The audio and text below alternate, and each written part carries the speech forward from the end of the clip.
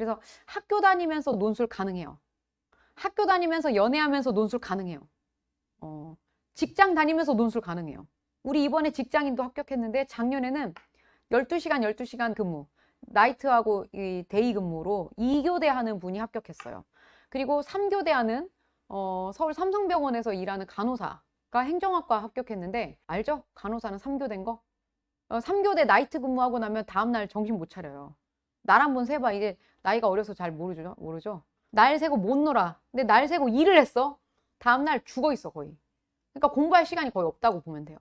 그런데도 일어나서 꾸역꾸역 공부하고 학원 나오고 근무 시간 맞춰가지고 학원 출석하고 그 친구가 그런 노력을 했는데 결국엔 합격을 했어요. 너무 너무 좋았는데, 이 말은 무슨 말이냐면 논술 엉덩이 싸움 아니에요.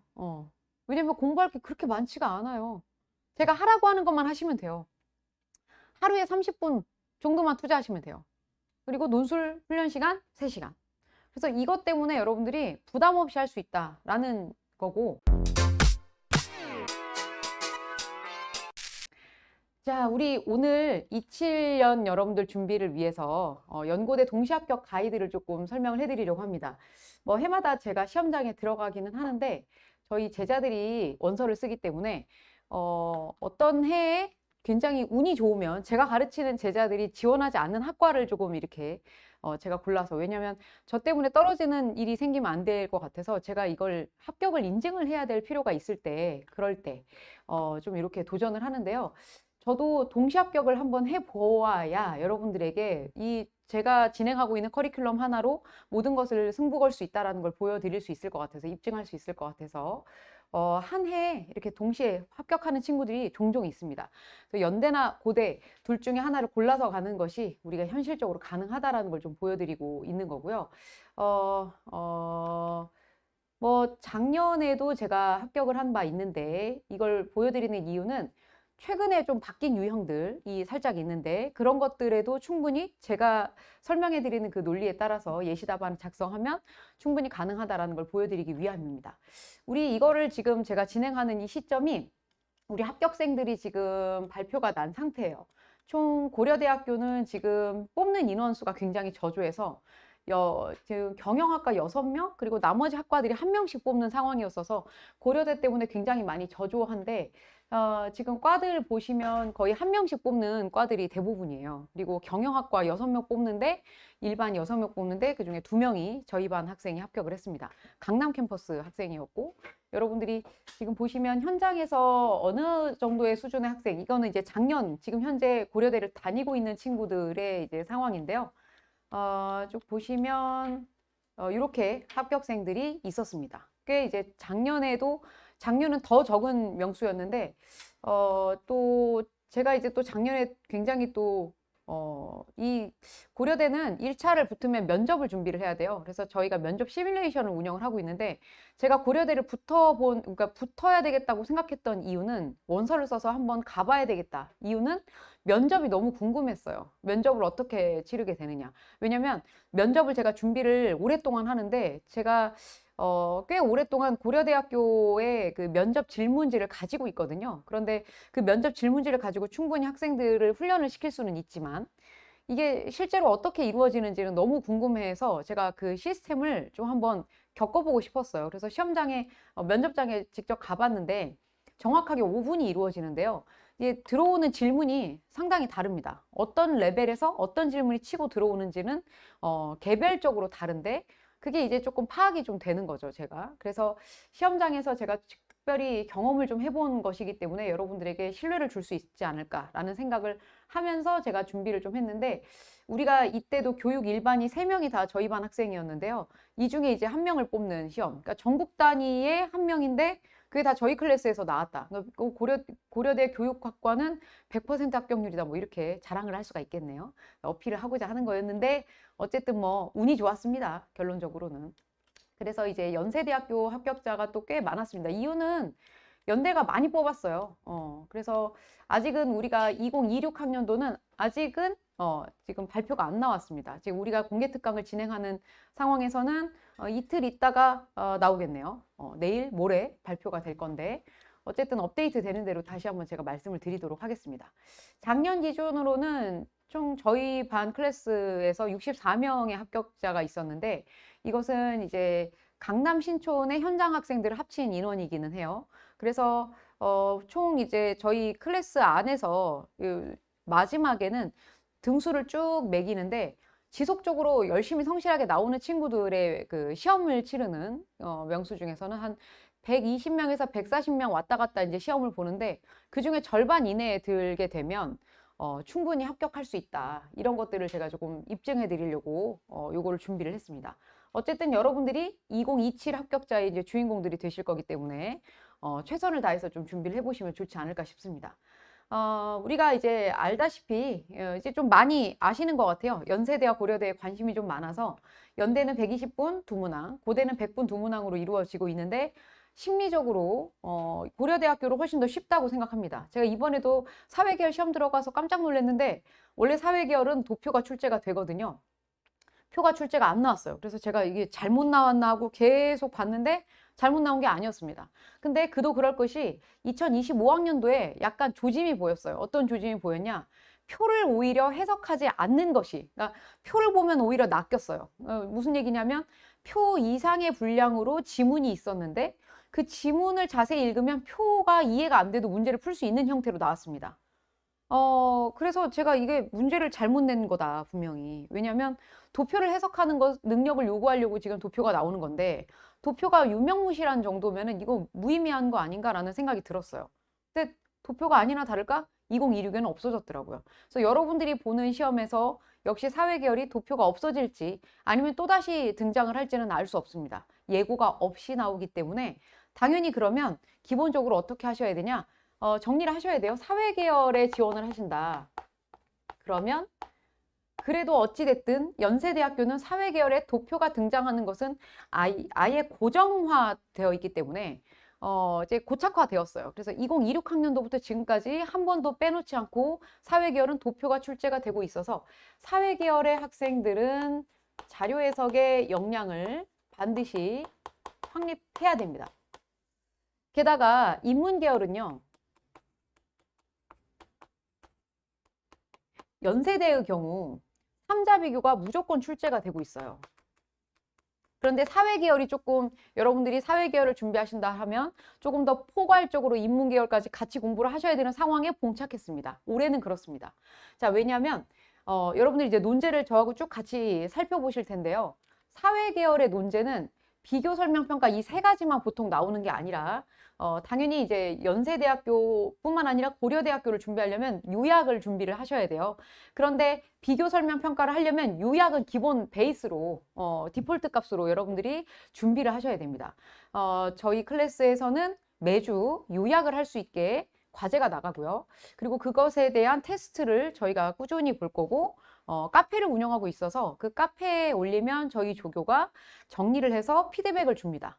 그래서 요약이 잘 되어 있는지 그거를 이제 확인해 볼 수 있게 정리를 해드리는데요. 여러분들이 꾸준히 준비는 하셔야 되는 부분인 것 같아요. 왜냐하면 단숨에 이 요약이라고 하는 건 네 문장으로 패러프레이징을 하는 건데 패러프레이징은 쉽게 되는 게 아닌 것 같아요. 영어 단어처럼 단숨에 외워서 단기간에 뭔가 쭉 실력을 올릴 수 있는 것도 아니고요. 장기간 잔잔히 여러분들이 준비를 하셔서 근본적인 실력을 키우시는 게 중요한 것 같아요. 자, 논제를 한번 보겠습니다. 이런 식으로 논제가 출제가 되고 있는데 인문계열부터 보시면 인문계열은 비교 분석이 출제가 돼요. 3자 비교, 그리고 뒤에도 3자 비교가 출제가 되고 있죠. 그러니까 제시문을 두 개만 비교하는 것이 아니라 하나가 더 들어갔을 때 세 가지를 동시에 비교하는 것이 굉장히 어렵습니다. 이것의 구조가 정확하게 있는데 제가 답안의 구조를 세 가지를 드릴 거예요. 그래서 최소 한 두 가지 이상의 예시 답안을 드릴 건데 그 답안의 패턴을 여러분들이 좀 따라가 보시면서 이렇게 답안을 정리하는구나 라고 하는 걸 보고 처음엔 좀 흉내를 내셔야 돼요. 왜냐하면 제가 시험장 안에서 시험을 치르는 이유는 전 복원을 하러 들어가는 것이 1차 목표이긴 합니다만 두 번째는 우리 학생들에게 가르친 대로 제가 이거를 실제로 구성을 해서 써서 이걸 합격할 수 있는지를 이제 검증을 하는 거고요. 그리고 시험장에서 50분 또는 1시간 안에 이 문제를 정말 풀어낼 수 있는가, 이 방법으로 풀어낼 수 있는가를 저도 끊임없이 이제 테스트하고 있는 겁니다. 다행스럽게도 그게 먹히고 있는 상황이고요. 여러분들이 시험 문제 패턴이 바뀌지 않는 한 저희 예시 답안은 유용할 것 같습니다. 그래서 답안을 뭔가 그대로 따라서 쓰는 것이 처음에는 이게 내 글이 아닌 것 같은데 라는 생각이 들 수 있어요. 그런데 이게 여러분들이 착각하시면 안 되는 게 글쓰기라고 해서 우리가 일반적인 범용 가능한 그런 글쓰기를 생각하시면 안 돼요. 내가 내 생각을 써내는 것이 아니라 그 제시문 안에 있는 내용을 다시 요약 정리해서 제시하는 거예요. 그래서 여러분들이 생각하는 나의 생각을 전달한다? 내 생각은 완전히 배제하셔야 됩니다. 내 생각은 버리고 완전히 객관화된 문장을 내 생각이 들어가지 않은 객관적인 문장을 써주셔야 돼요. 이때 시간에 쫓기기 때문에 여러분들이 문장의 구성력, 주어부터 서술어까지 굉장히 안정적으로 잘 구성이 되어 있어야 됩니다. 제 첨삭의 장점이라고 할 수 있는 건 기본적으로 전체의 문장 구성뿐만 아니라 결국에는 주어와 서술어의 호응을 굉장히 꼼꼼하게 제가 봐드릴 거예요. 그리고 제가 오랫동안 같이 일하고 있는 첨삭 선생님들 팀이 있는데요. 저는 첨삭 알바생 쓰지 않습니다. 아셔야 될 게 다 저희 선배님들이에요. 논술 현장에서 한 25년 이상 일을 하셨고요. 그리고 이 논술로 기본적으로 석사 출신들이시고 선생님들하고 같이 크로스로 왜 채점을 하느냐면 여러분들의 시험지는 한 사람의 교수님에 의해서 점수가 딱 결정돼서 운명이 결정되는 것은 아닙니다.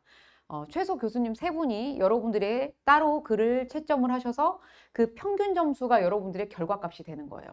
그래서 실제 시험장에서 채점하는 방식대로 저희도 똑같이 운영을 해서 7월부터 성적 순위가 나오게 됩니다. 그게 저희 클래스의 가장 최대의 장점이자 단점일 수도 있어요. 왜냐하면 내가 자꾸 상처를 받을 수도 있어요. 내가 이렇게 열심히 하는데 거의 끝에서 몇 번째야. 이러면 상처를 받죠. 그래서 논술을 그만둔 케이스도 있습니다. 그러니까 제가 심각하게 고민을 해서 저 그만둘까 봐요. 그래서 이제 이런저런 상담 끝에 그래 그만하는 게 좋겠어 이렇게 돌려보내는 경우들도 있어요. 왜냐면 개 중에는 이런 논술이 맞지 않다고 생각하는 친구들이 있어요. 어떤 친구들이 그러냐, 문해 창작을 주로 했던 친구들은 문학적인 표현을 자꾸 쓰면서 자신의 표현을 쓰지 않는 것이 굉장히 괴로워합니다. 그리고 이게 뭐라고 해야 될까? 이거는 저만의 스타일이 아니라 논문을 써내는 일반적인 글쓰기 패턴이에요. 그래서 모든 사람들의 어조라든지 이런 저만의 어조, 특징적인 어조가 없습니다. 이건 논문에 나올 수 있는 기본적인 어투예요.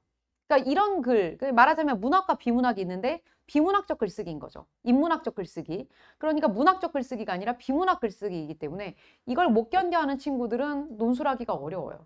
그러니까 처음에 생각할 때 나는 글쓰기를 잘한다라고 생각하는 친구들은 보통은 문학적 글쓰기, 창작을 잘하는 친구들입니다. 근데 그 생각은 버리셔야 돼요. 비문학 글쓰기를 잘하는 친구들이 훨씬 더 논술을 편안하게 접근을 하고 합격을 할 수 있다는 거죠. 3자 비교의 형태는 제가 명확하게 답안을 제시를 해드릴 수 있어서 그걸 지속적으로 훈련하시면 시험장 안에 시험을 보시고 시간이 남을 수 있습니다. 제가 그거는 장담해요.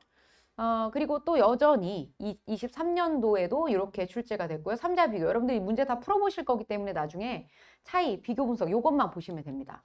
제시문 3개 비교 분석인데요. 24년도에 이렇게 또 문제가 나왔어요. 이렇게 문제를 가나다를 비교를 하고 여기선 다라마를 비교를 하게 해야 하는데 여기서 관한 것이다라고 얘기를 하고 다라를 비교하고 다마를 비교하는 이런 패턴이 지금 나왔는데요. 이유는 3자 비교를 출제를 한다는 게 쉬운 일이 아니기 때문에 그렇다고 저는 감히 말씀드리고 싶은데요. 어쨌든 2자 비교보다 3자 비교가 어렵기 때문에 2자 비교 2번 내는 게 훨씬 더 난이도는 조금 낮다고 보시면 돼요. 그런데도 이렇게 출제를 하는 이유는 앞에서 3자 비교에 검증이 한번 들어가니까 2자 비교에서 한 번 더 비교를 나타내는 상위 키워드를 얼마나 잘 잡을 수 있느냐를 물어보는 것이죠. 간단하게 설명드리자면 이런 거예요. 제시문 가에서 내용이 나오고 나에서의 내용이 나왔는데 차이를 써라라고 얘기하면 가에서는 A가 나왔고 나에서는 B가 나왔어. 이렇게 얘기하면 그냥 나열이에요. 그래서 어떻게 쓰셔야 되냐면 가와 나는 공통 상위 키워드를 잡으셔야 돼요. 먼저.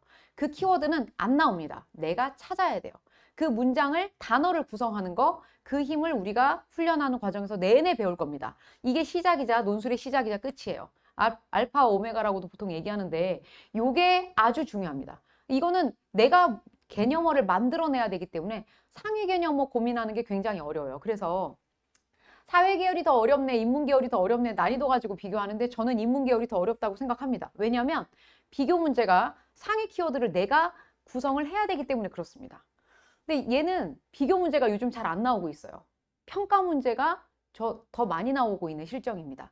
어쨌든 비교를 하려면 상위 키워드 가는 A고 나는 B인데 둘은 무슨 차이가 있냐? 자, 공통점이라고 하는 건 둘 다 알파벳이고요. 차이점이라고 하는 건 모음이냐 자음이냐의 차이가 있을 것 같습니다.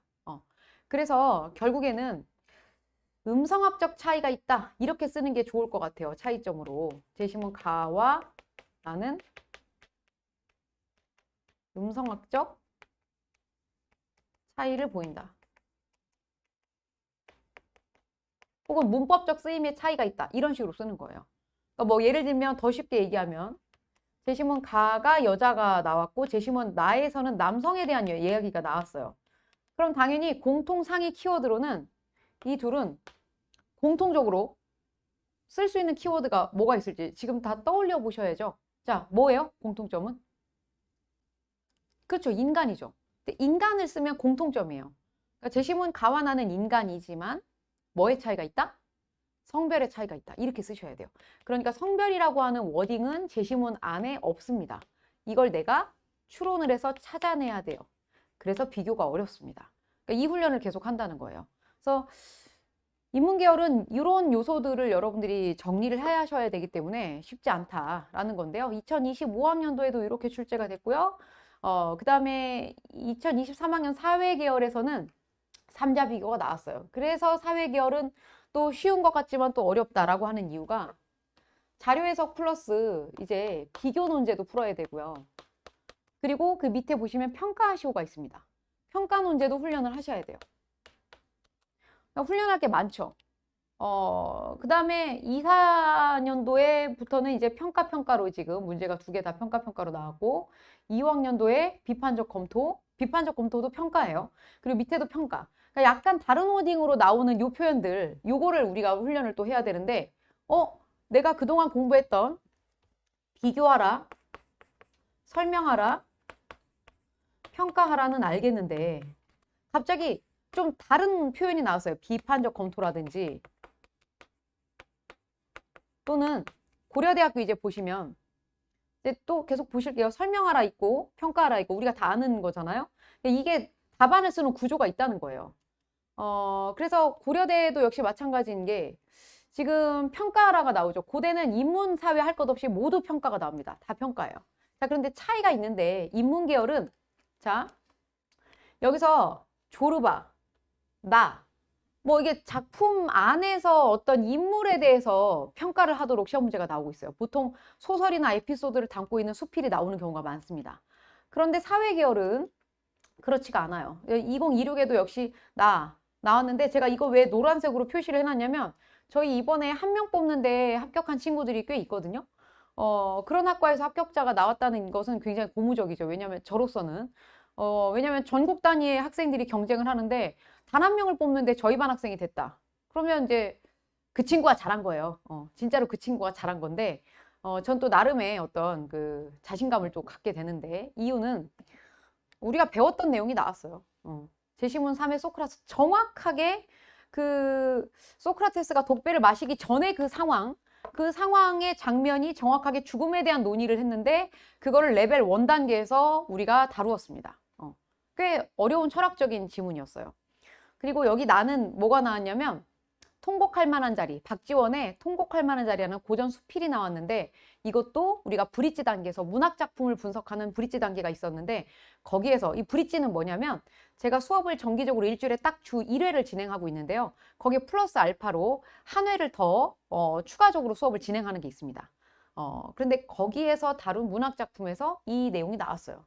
그러니까 3개를 평가하는데 2개가 배운 내용이니까 학생들 입장에서는 굉장히 심리적인 안정감이 꽤 있었던 시험이었죠.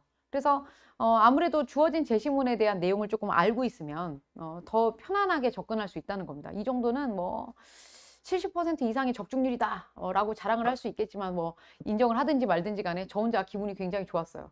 24학년도 사회계열 역시 평가시효 논제가 나왔고요. 차이점은 뭐냐면 앞에서는 인문계열은 인물들에 대한 평가를 물어보고 있고요.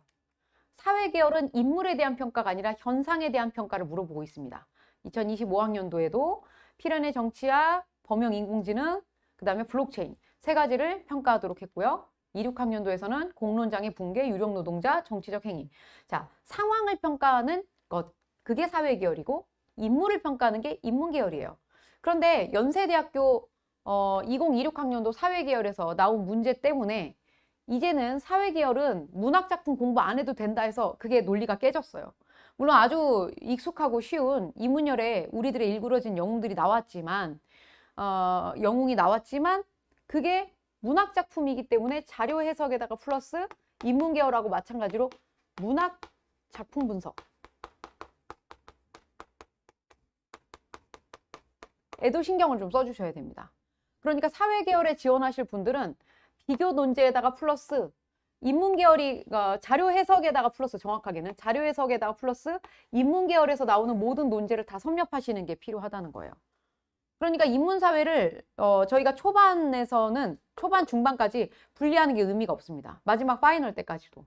그래서 인문계열 논제를 풀면 사회계열까지 커버가 되고 사회계열 문제를 풀면 인문계열 문제가 커버가 되는 그런 상황에 지금 있기 때문에 여러분들이 인문사회 구분 없이 논제들은 충실하게 다 풀어보고 시험장에 임하시는 게 좋을 것 같습니다.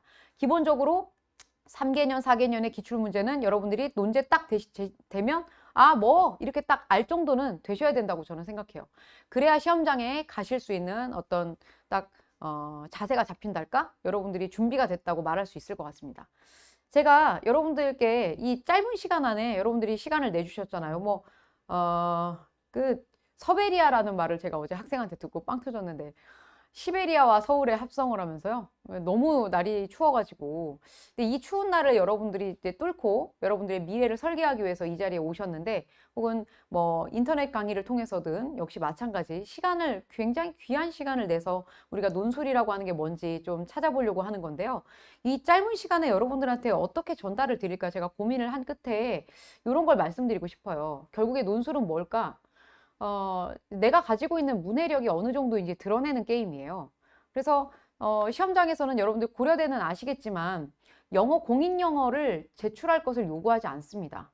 공인영어 실력이 성적이 없어도 합격할 수 있는 학교고요. 그리고 심지어 지금 현재로서는 텍스트에 영어 제시문이 나오고 있지 않습니다. 물론 단 하나의 단점은 뽑는 인원이 지극히 적다라는 것뿐이에요. 그렇지만 언제나 뽑히긴 합니다. 저희 학생들 중에서도 고려대를 다니는 친구들이 꽤 있고요.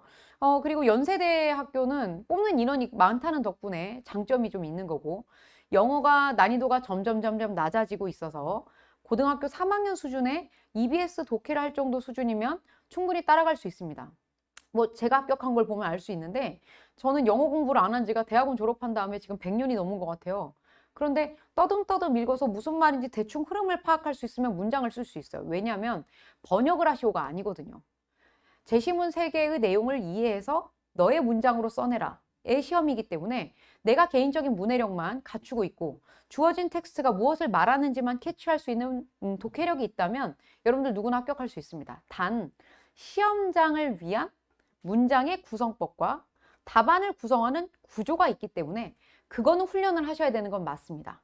그럼 어떻게 훈련을 해드려야 될 것인가? 첫 번째는 제가 말씀드렸지만 독해력이에요. 잘 읽어내느냐.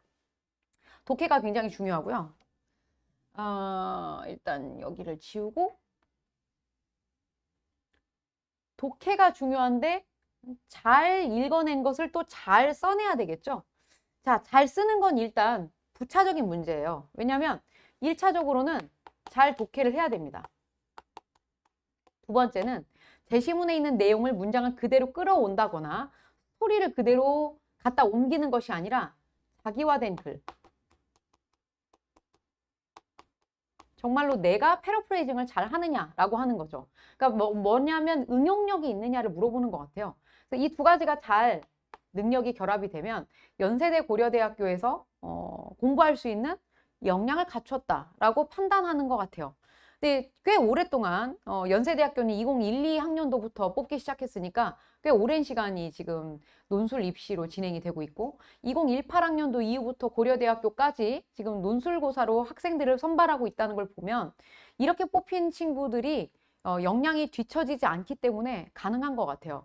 저희 제자들 중에서 고려대학교 경영학과를 들어간 저희 학생이 지방대 출신인데 이 친구가 컨설턴트를 꿈꾸고 있는데 컨설턴트에 대해서 자세히 알아보니까 지방대는 안 되고 스카이만 뽑아주는 회사가 있다는 걸 알게 된 거예요. 어쨌든 컨설팅을 하려면 스카이는 나와야 된다라는 그 유리천장을 알게 된 거죠. 그래서 편입에 도전을 했어요. 이제 결론적으로 말씀드리면 편입을 해서 들어간 그 친구가 결국 영국의 LSE 과정, 석사 과정까지 마치고 영국에서 컨설턴트로 지금 활발하게 고액 연봉자로 일하고 있거든요. 뭐 본인은 외노자라고 얘기하고 있지만. 그래서 엊그제도 그 친구하고 만나서도 얘기를 했는데 무슨 얘기를 하냐면 이제 인생을 바꿔주는 시험인 것 같다라고 얘기를 해요. 그러면서 하는 얘기가 처음에 편입을 할 때 걱정을 하는 건 내가 편입생이기 때문에 편입생의 어떤 프레임에 갇히지 않을까. 내가 본교생들하고 뭔가 차별당하지 않을까. 차별화가 아니라 차별당하지 않을까. 그런 염려를 좀 했는데 본캠 출신으로 1학년부터 쭉 다녔던 친구를 제치고 저희 제자가 합격을 했어요. LSE에. 왜냐면 영국에서는 그 친구가 지방대 어떤 대학의 이름을 좀 쓰고 내가 편입을 고려대로 했다. 그런데 영국에서는 이게 고려대나 지방대 대학 이름이 어쨌든 유니버시티인데 이 대학에서 저 대학으로 편입을 한 게 어떤 레벨에서 어떻게 옮긴지를 몰라요. 그런데 내가 컨설턴트라는 꿈을 향해서 학교를 옮길 정도니 내가 얼마나 열정적인지를 보여주마 하고 학업 계획서를 작성을 한 거죠. 그 친구가 스토리텔링으로는 굉장히 한 학교에서 쭉 있는 것보다는 훨씬 더 좋죠. 잘 먹어주는 스토리를 작성을 하게 된 거죠. 그래서 여러분들이 편입을 한다고 하는 게 진짜로 내가 이게 역량을 잘 드러낼 수 있는가? 저는 가능하다고 보는 게요. 우리가 지금 여러분들 대입의 상황을 보면 대입을 할 수 있는 대입을 관문을 1학년으로 들어갈 수 있는 관문이 첫 번째는 수능을 잘 보는 거, 두 번째는 1학년 때부터 내신을 잘 챙기는 거, 세 번째는 활동을 많이 하는 거. 그런데 활동만 많이 한다고 학종을 붙을 수는 없습니다. 스카이는 하여튼 교과가 좋아야 돼요. 그리고 내신뿐만 아니라 최저도 맞춰야 됩니다. 결국 세 가지를 다 잘해야 되는데 내신 성적 잘 따는 게 굉장히 어려운 친구들도 있어요. 기본적으로 단기, 암기가 굉장히 좋아야 되고 꾸준해야 됩니다. 그리고 고착화되어 있는 상위 랭크되어 있는 레벨을 뚫고 갑자기 등급을 올리는 건 굉장히 어렵죠. 수능도 마찬가지예요. 내가 이 과목을 올리면 저 과목이 떨어져요. 이런 경험을 해봤던 친구들은 다른 리그로 여러분들의 재능을 조금 선보일 필요가 있다고 저는 생각합니다. 그게 논술이에요. 논술은 여러분들이 그동안 공부했던 그 어떤 리그하고 다릅니다. 여러분들 수능 국어 성적이 낮았다고 해서 내가 독해력이 떨어진다고 생각하는 건 큰 오산이에요. 누가 시간을 재서 읽어야 된대요? 누가 시간 재서 짧은 시간에 빠르게 읽어야 그게 독해를 잘한다고 말한대요? 아니에요. 우리 논술은 2시간 동안에 지문 딱 4개만 읽습니다. 사회계열 같은 경우에 지문 딱 3개만 읽어요. 2시간 굉장히 깁니다. 여러분들이 천천히 읽어서 문장을 구성해내가는 힘만 기르신다면 논술고사에서 당당히 합격하시고 연세대 고려대 사람으로 살아갈 수 있습니다. 여러분들이 거기서 남다른 교육을 받을 수 있다고 생각합니다. 여기에서 여러분들이 제가 조금 여러분들이 채점자의 관점을 확립하셨으면 좋겠다라는 말씀을 드리고 싶고 같이 한번 보도록 할게요. 누구나 심청전은 알고 있어요. 심청이가 인당수에 몸을 던지는 그 상황인데 이 지문을 읽고 각각 학생들이 문장 요약을 한다거나 자기화된 패러프레이징 표현을 써서 이 내용을 정리를 하는 거죠. 여기서 읽어내야 될 핵심 포인트는 뭘까요? 그냥 인당수에 몸을 풍덩 빠뜨렸다. 이게 핵심 포인트지만 심청이 바다에 몸을 던짐 이런 식으로 그냥 단순하게 요약을 하는 친구는 합격하기는 좀 어렵겠죠. 자, 그럼 두 번째, 요건 괜찮을까요? 더 명확한 상위 키워드를 잡는 건 좋은데 명사화되는 건 좋은데 입수 이렇게 단어만 쓴다고 해서 좋은 결과가 나타나는 건 아닙니다. 세 번째, 희생. 3명 중에 1명이 합격한다면 이 친구가 붙겠죠. 그렇죠? 왜냐면 이 내용의 포인트는 희생을 하는 거지 그냥 바다에 몸을 던지는 것이 끝이 아니거든요. 그런데 마지막에 이렇게 쓴 친구가 있다고 하면 누가 합격하겠습니까? 당연히 누구예요? 누구 뽑으실 거예요? 그쵸? 4번이 합격하는 거예요. 자, 여러분들이 합격자의 관점, 그러니까 채점자의 관점을 탑재를 해야 합격자들이 어떤 답안을 써내는지를 알 수 있을 겁니다. 내가 단어를 어떤 식으로 구성해야 되는지를 고민하셔야 돼요. 독해는 누구나 다 해요. 읽어서 무슨 말인지 모르는 대학생은 없습니다. 저 한 번도 본 적이 없어요. 다 잘합니다. 자, 그런데 여기서 단어를 어떻게 시험장에서 구성할 수 있는지의 그 힘을 키우는 게 근본적인 배움이라고 저는 생각해요. 그래서 1년 동안 여러분들이 그 훈련을 닦으시면 시험장에서 충분히 이런 네 번째 학생과 같은 표현을 써낼 수 있을 거라고 저는 생각합니다. 이걸 저는 가르치려고 하는 거고요. 우리가 시험 문제를 출제를 할 때 하나의 주제를 잡고 완전히 다른 텍스트를 끌고 옵니다. 그러니까 텍스트 각각의 내용을 읽어서는 이거는 이해는 되는데 이걸 하나의 주제로 연결하지 못할 때는 좋은 답안을 써낼 수가 없습니다. 숲을 보는 훈련을 하셔야 돼요. 각 제시문을 읽어내되 전체적인 숲을 보는 훈련을 통해서 여러분들이 명확한 답안을 구성해내는 연습을 하는 게 가장 중요합니다. 자, 우리가 기초학습에서 이런 걸 할 거예요. 기본적으로 제가 아까 말씀드렸던 비교 설명 평가에 대한 훈련을 할 거고요. 아까도 말씀드렸지만 비판적으로 분석하시고 이렇게 다른 표현이 나오는 걸 어떻게 해결할 것이냐. 레벨 1, 2, 3, 4가 있는데 저희 교육과정에서 레벨 3 단계에서 심화 과정에서 그럼 좀 다르게 약간 꼬여서 나온 문제 패턴 혹은 뭔가 남다른 표현으로 제시하고 있는데 그렇지만 따져보면 우리가 그동안에 배웠던 내용들에 적합하다라는 걸 여러분들이 파악할 수 있는 힘을 레벨 3 단계에서 할 겁니다. 그 전에 레벨 1 단계에서는 요걸 진행하는 거죠. 어떻게 답안을 구성할 것인지 이걸 훈련하는 것을 레벨 1 단계로 삼을 겁니다. 자, 너무 복잡하죠? 제가 시각화해서 보여드리면 기초 레벨 1, 2, 3, 4 교재가 각각 한 권씩 구성이 되어 있는데요. 교재 한 권은 2달 과정입니다.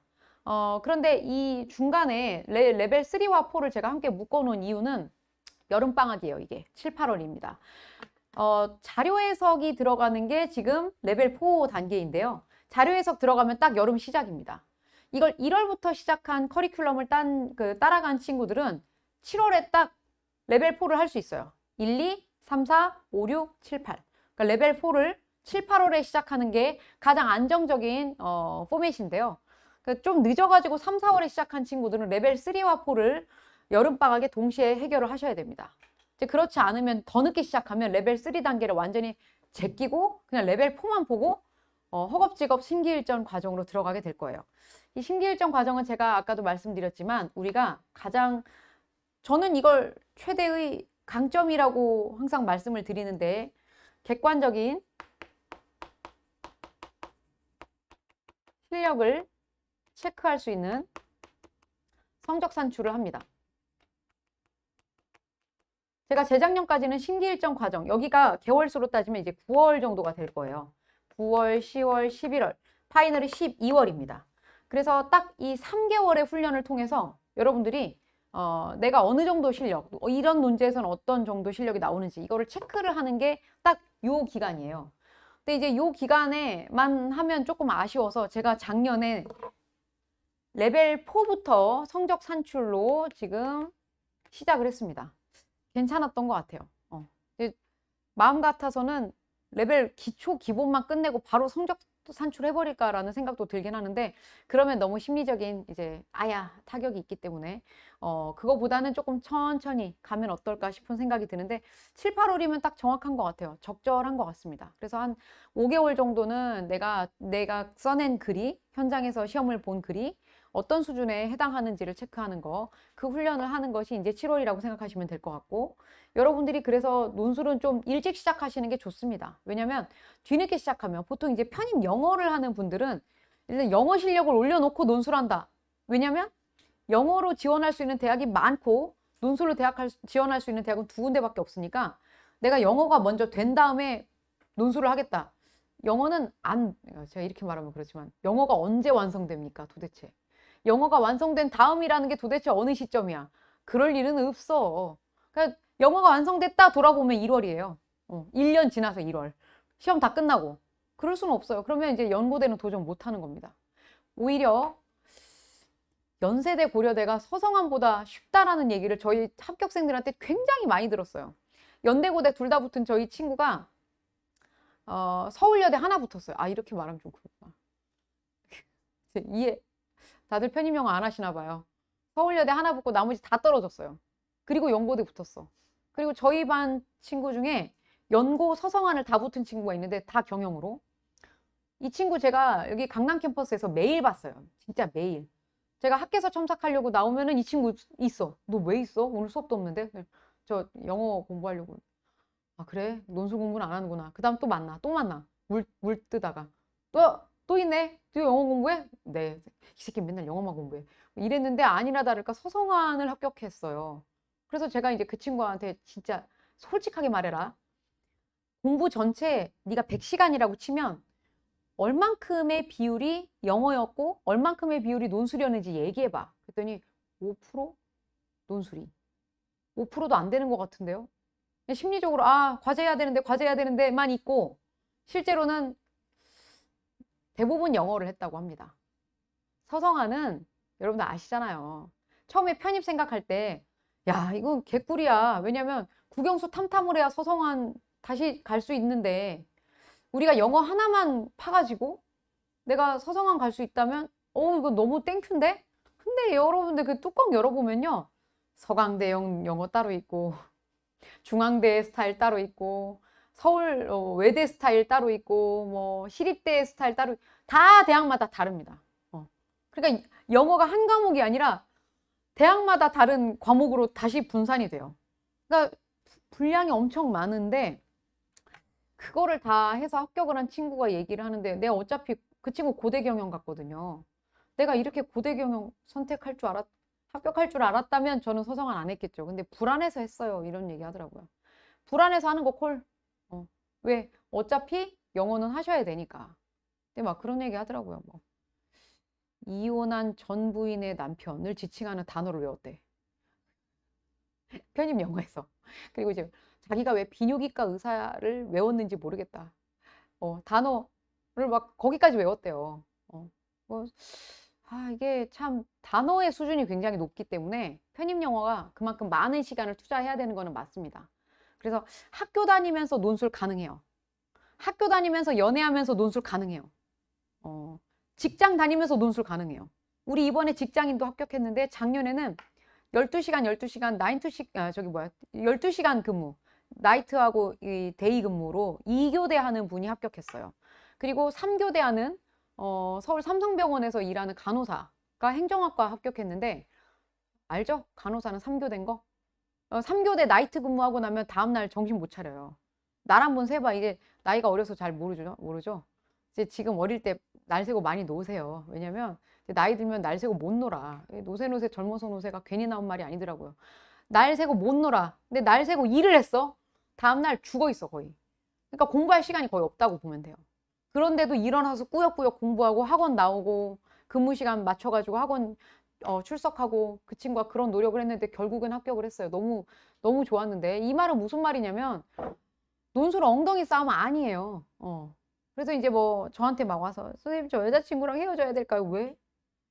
너 논술 공부 소홀히 한 건데 뭔 소리야? 여자친구랑 헤어지고 나서 공부 더 못할 걸? 그래서 왜요? 여자친구 생각나서? 왜냐면 공부할 게 그렇게 많지가 않아요. 제가 하라고 하는 것만 하시면 돼요. 하루에 30분 정도만 투자하시면 돼요. 그리고 논술 훈련 시간 3시간. 그래서 이것 때문에 여러분들이 부담 없이 할 수 있다라는 거고 편입 영어를 하시는 분들은 좀 얘기가 다릅니다. 편입 영어는 꽤 할 게 많아요. 그래서 여러분들이 앞으로 또 제가 나이 한 해 한 해 먹어가면서 느끼는 건데 시간이 너무 빨리 가요. 저 이렇게 설명회 하다가 어느 순간 다시 패딩 입고 연대 시험 보러 또 가고 있을 거예요. 그 앞에서 또 여러분들 만나고 아마 그럴 건데 참 시간이 너무 빨리 가요. 그래서 여러분들이 이렇게 뭐 1년을 대비한다라고 하는 게 그렇게 멀리 돌아가는 길이 아니기 때문에 금방 1년씩 지나갑니다. 금방이에요. 그래서 저하고 또 원서에 대한 얘기를 갑자기 또 하셔야 되는 때가 곧 온다. 그래서 여러분들의 지금 나이가 굉장히 어리시기 때문에 저희 작년에 48이 합격해가지고요. 올해 49 되셨네. 4학년 다니는데 49이에요. 40대 3인방이 다 합격했어요. 되게 놀랍죠? 그래서 이제 경영학과 일반으로 합격한 우리 그 43 청년분 한 분 계시고요. 다 시집을 안 갔어. 한 분 시집, 48 된, 이 간호학과 들어가신 분은 애기 엄마였는데, 간호조무사로 일을 하시다가 내가 공부를 해야 되겠다 싶어가지고 이제 합격하셨어요, 당당히. 그래서 이제 열심히 지금 4학년이 됐는데, 뭐, 지금 왜 공부하세요? 그랬더니, 어, 나이 먹고 공부하는 게 어려운 일인 거는 맞지만, 나이 먹고 좀 의미 있는 일을 하고 싶고, 그리고 자녀에게 좀 당당해지고 싶다. 이런 얘기를 하시더라고요. 너무 감동이었어요. 요즘은 나이들이 다들 많아요, 여러분들. 나이가 없어. 여러분들 127세까지 산다고 연구 결과가 나오는데. 평생 얘기할걸요? 할머니 고대 나왔어, 연대 나왔어, 뭐 이런 얘기 하실 겁니다. 그러니까 여러분들이 지금 약간, 제가 말씀드렸던 것처럼, 죄송해요. 그, 수능이라고 하는 거, 그리고 내신이라고 하는 것이 안 맞는 거예요. 내가 공부를 안 했다라고 생각하지 맙시다. 왜냐면 그럼 너무 속상하니까. 그리고 뭔가 패배의식에 사로잡혀 있을 필요도 없어요.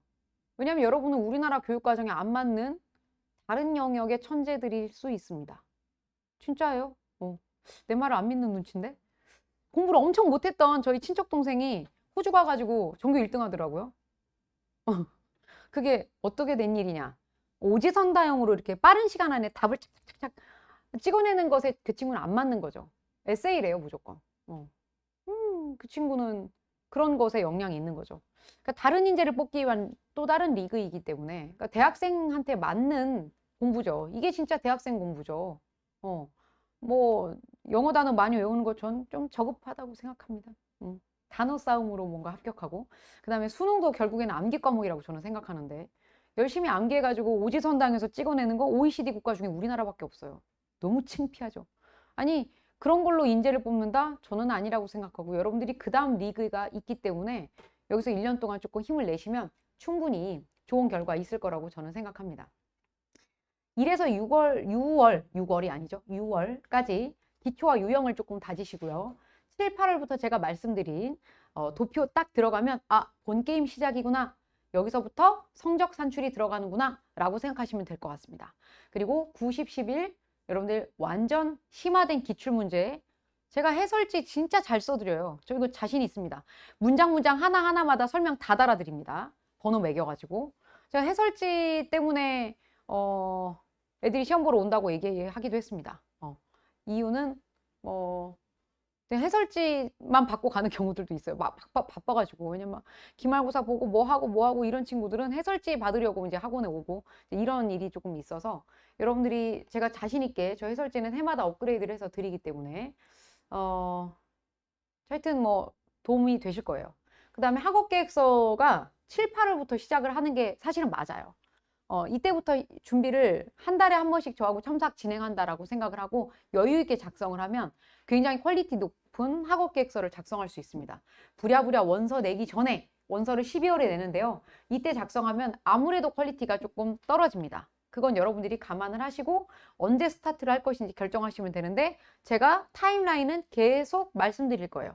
자, 지금 시작하셔야 돼요. 지금쯤엔 뭐 하셔야 돼요. 지금쯤에는 수시 원서 쓰셔서 모의고사 한번 보러 가세요. 제가 그런 거 계속 말씀드릴 거예요.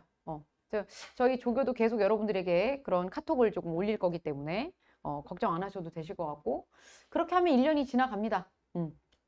자, 첨삭은 이렇게 문장으로 이렇게 써드리는 현장에서 이렇게 직접 종이에다가 해드리는 방법이 있고 저하고 이제 파일로 주고받는 경우가 있어요.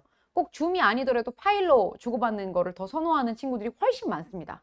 거의 90%는 이렇게 파일로 하는 것 같아요. 이유는 두 가지인데요. 하나는 속도가 빠릅니다. 제가 문장을 써드리니까. 그리고 여러분들이 또 하나는 뭐가 있냐면, 그러니까 첨삭이 확실히 더 많아요. 이제 뭐 양으로 승부 거는 건 아닌데, 왜냐면 얘는 이제 말을 하면서 쓰기 때문에 써야 되는 속도가 있잖아요. 근데 타이핑은 아무래도 속도가 빠르죠. 그건 이해하시죠? 그래서 이렇게 된 거를 훨씬 더 선호하고요. 일단 두 번째는 여러분들이 내가 원고지에 한번 쓰고 나서 여기에 타이핑을 하는 거예요. 타이핑하는 거 귀찮다? 내가 내 글을 2번도 안 본다는 건 이건 말이 안 되는 거예요. 한 번 더 타이핑하면서 내 글을 다시 보는 거예요. 그러면서 다시 보니까 문장이 여기가 이상해. 이런 거 체크해서 첨삭 받을 때 선생님 저 이거 문장 이상한데 안 고쳐지네요? 이런 거 고쳐줘. 이런 게 첨삭이야. 근데 그냥 아무 생각 없이 쓰고 그냥 덮어. 그런 다음에 무슨 똥배짱이야. 내가 내 문장을 이제 업그레이드를 해야 되는데. 그래서 저는 여러 번 반복해서 보는 게 좋다고 생각하기 때문에 타이핑을 해서 보내는 거 선호합니다.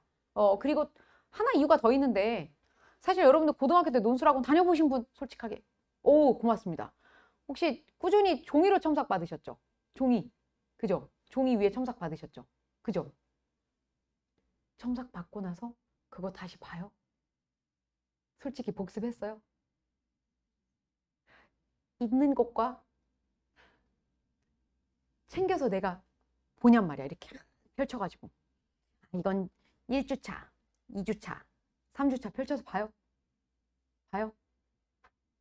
봤대 저 친구 이상한 친구야. 저 친구는 여느 고등학교 학생들하고 좀 다르네요. 왜냐면 보통 고등학생들 잘 안 봐요. 못 봐요. 왜냐면 수능의 압박이 있어서 보기 어렵습니다. 게다가 갖고 있다는 거 대단해요. 없어져, 종이는. 없어집니다. 자, 그런데 파일은 잘 안 없어져요. 없애먹으면 저한테 또 달라고 해요. 저 없어졌어요. 다시 보내줘요. 그러니까 이게 파일로 되어 있을 때 좋은 건 뭐냐면 여러분들 휴대폰 계속 들고 다니시잖아요. 휴대폰 들고 다니시기 때문에 학원에 오며 가며 하면서 그 시간에 복습을 하는 거예요. 언제 따로 이걸 챙겨서 봅니까? 종이를 언제 열어서 볼 거야? 심지어 이런 경우도 있어요. 제가 말을 하면서 글을 막 쓰기 때문에 자기가 들어놓고도 제가 문장을 다시 써주거든요.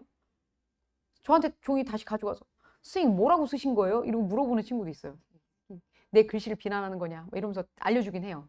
그렇지만 그렇게 물어보는 경우도 별로 없어요. 안 보거든요.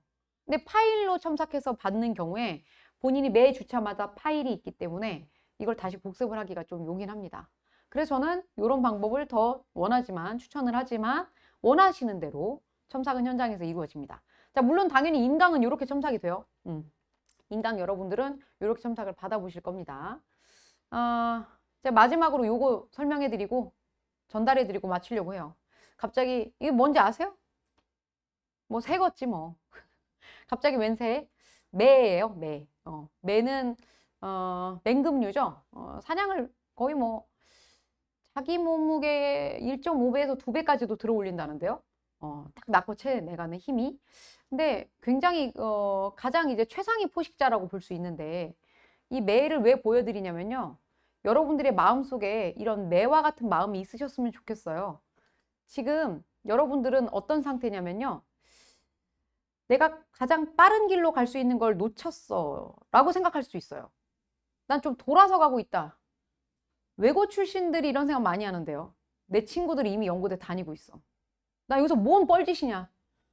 내가 왜 여기서 이렇게 학원을 또 다니면서 입시를 또 하고 있지라고 하는 것 때문에 현타가 엄청 온대요.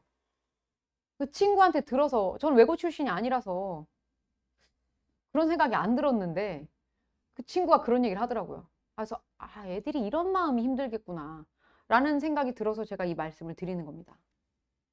우회축적 법칙이라고 해요. 이 매가요 사냥을 할 때 이 직선 코스로 가면 가장 빠르겠죠. 그렇지만 힘은 그렇게 많이 축적되지 않습니다. 오히려 사냥감이 있는 곳으로부터 멀리 떨어지는 쪽으로 비행을 한대요. 그러면서 눈으로는 계속 그 사냥감을 주시하고 굉장히 놀라운 지각 능력으로 멀리 날아가서 내가 어디서부터 턴해서 얘한테 이렇게 내리꽂을 것인지를 계산한대요. 그래서 이렇게 수직으로 오는 게 아니라 이렇게 여기서부터 쭉 위치 에너지를 축적해서 여기서부터 턴해서 직선 코스로 여기 있는 먹잇감을 낚아챈다고 합니다. 힘을 키우는 거죠. 여러분들이 우회 축적을 했을 경우와 하지 않았을 경우에 힘의 차이를 느끼시면 당연히 돈이 더 많이 든다고 생각할 거예요. 내 시간도 들이고 학원비도 내고 이제 뭐 하는 짓이냐 이런 생각이 들 수 있어요. 여러분들한테 그런 현타와 마음의 힘겨움이 찾아드실 때 아니야. 난 멀리 돌아서 멀리 헛짓하는 것 같지만 이게 결국 내 인생에 어마어마한 힘을 키워줄 거야. 이런 생각을 하시면서 마음을 다잡으시면 너무 좋을 것 같습니다. 여러분들이 지금 잘못된 혹은 멀리 돌아서 가는 것 같지만 그게 여러분들을 단단하게 키워주는 방법이 되는 거예요. 저희 제자들 중에서 논술 공부를 해서 정말 좋았다고 말하는 친구가 훨씬 많습니다. 전 그런 걸로 힘을 얻어요. 제가 삶의 원동이 그건 것 같아요. 논술 공부하기 잘했어요. 대학생이 돼서 이런 수업을 들어서 너무 좋아요. 합격했다라고 말하는 기쁨보다 저한테는 더 큰 삶에 저를 일으키는 힘이 되는 것 같아요. 저 자신 있게 제가 말씀드리는데 논술 공부를 했을 때 더 마음이 단단해지고 똑똑한 사람이 된 것 같다라는 얘기 굉장히 많이 합니다. 그래서 제가 알게 되었어요. 연세대 고려대에서 왜 논술로 학생들을 선별하는가. 여러분들 연고대 졸업하면 사회 리더가 됩니다. 학벌주의라고 말해도 조금 어쩔 수 없는데 연고대 출신들이 사회의 주요 요직에 차지해요. 그러니까 그 사회의 상위 계층이 되기 때문에 그들이 갖는 생각은 남다른 도덕성을 갖춰야 되고 남다른 책임의식이 있어야 된다고 생각합니다. 그걸 논술에서 계속 교육해요. 고려대가, 연세대가 이것 때문에 논술로 시험을 보는구나 라는 생각이 저는 듭니다. 확신해요. 인성교육인 것 같아요. 도덕교육이고요. 그런 축적을 여러분들이 지금 시작했다고 보시면 될 것 같아요. 현재로부터 우회 축적을 통해 이만큼의 여러분들의 힘을 키우실 수 있다고 저는 자신 있게 말씀드립니다. 그래서 힘겨워하지 마시고요. 그러니까 뭐 제 수업을 들어라 그 얘기가 아니에요. 여러분들 인생 사시면서 뭔가 좀 내가 다른 친구들에 비해 뒤처지는 것 같네? 내가 좀 늦은 것 같네? 라고 할 때 이런 마인드셋으로 도전하시면 좋을 것 같습니다. 여러분들이 꼭 이 논술뿐만이 아니라 편의뿐만이 아니라 삶의 모든 과정에서 다른 친구와 경쟁해서 내가 더 빠르네, 늦었네 이런 생각할 필요가 없어요. 멀리 돌아가는 게 또 다른 남다른 능력을 함양하는 지름길이라고 생각하시면 좋을 것 같습니다. 그래서 저는 여러분들을 항상 응원합니다. 대단한 선택을 하시는 거고요. 이 추운 날 여러분들이 아주 현명한 선택을 위해서 적극적으로 노력하시는 과정 중에 하나이기 때문에 여러분들이 다 저는 너무너무 대단하다고 생각하고 진심으로 존경합니다. 왜냐하면 무료 특강은 안 오기 십상이에요. 귀찮거든요. 근데 왔다는 것 자체가 그 성실성과 에너지, 도전정신 인정입니다. 여러분들 너무너무 제가 올 한 해 복 많이 받으시라고 여기서 마음으로 진심으로 응원하면서 오늘 강연 여기서 마치도록 하겠습니다. 수고하셨습니다.